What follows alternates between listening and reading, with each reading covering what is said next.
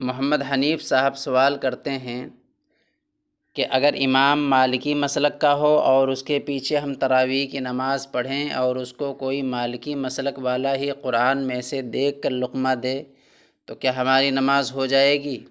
جواب عنایت فرمائیں اور شکریہ کا موقع دیں۔ تو بطور جواب کے یہ عرض ہے کہ قرآن میں دیکھ کر یا موبائل میں دیکھ کر نماز ادا کرنے سے نماز نہیں ہوتی ہے، لہذا آپ ایسے امام کے پیچھے نماز ہرگز نہ پڑھیں۔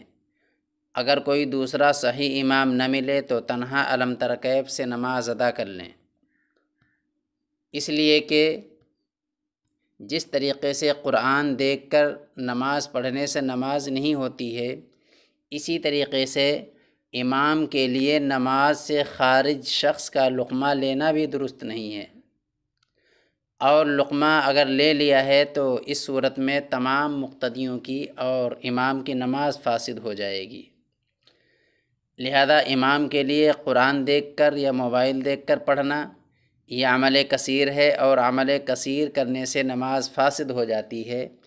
اس لیے آپ کے لیے یہ بہتر ہے کہ آپ تنہا الم تر کیف سے تراویح ادا کر لیں اگر کوئی دوسرا امام نہیں ملتا ہے۔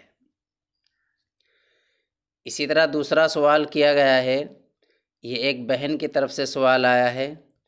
وہ پوچھتی ہیں کہ میں جب نماز پڑھتی ہوں تو گلفس لگا کر نماز پڑھتی ہوں، اگر میں گلفس نہ پہنوں تو کیا میری نماز ہو جائے گی؟ تو جواب کے طور پر عرض ہے کہ نماز کے اندر عورت جب نماز کے لیے کھڑی ہوتی ہے تو چہرہ جتنا وضو میں دھونا فرض ہے، اور دونوں ہاتھ اور دونوں پیر ٹخنوں سے نیچے تک کھلا رکھ سکتی ہے۔ یہ تین اعضاء نماز کے حجاب میں داخل نہیں ہیں، اس لیے اگر آپ بغیر گلفس کے نماز ادا کر رہی ہیں تو آپ کی نماز ہو جائے گی، کوئی حرج نہیں ہے۔ اسی طریقے سے ایک سوال اور آیا ہے، وہ معلوم کرتے ہیں کہ مفتی صاحب اگر کوئی شخص زکوٰۃ کا مال غیر مسلم کو دینا چاہے تو کیا وہ دے سکتا ہے؟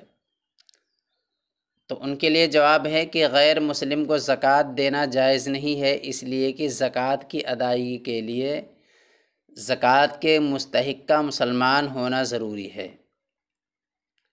البتہ غیر مسلم اگر ضرورت مند ہو، حاجت مند ہو تو اس کو نفلی صدقہ وغیرہ دیا جا سکتا ہے، اس طریقے سے اس کی مدد کی جا سکتی ہے۔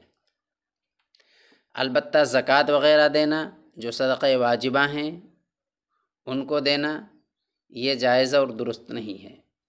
واللہ تعالی عالم۔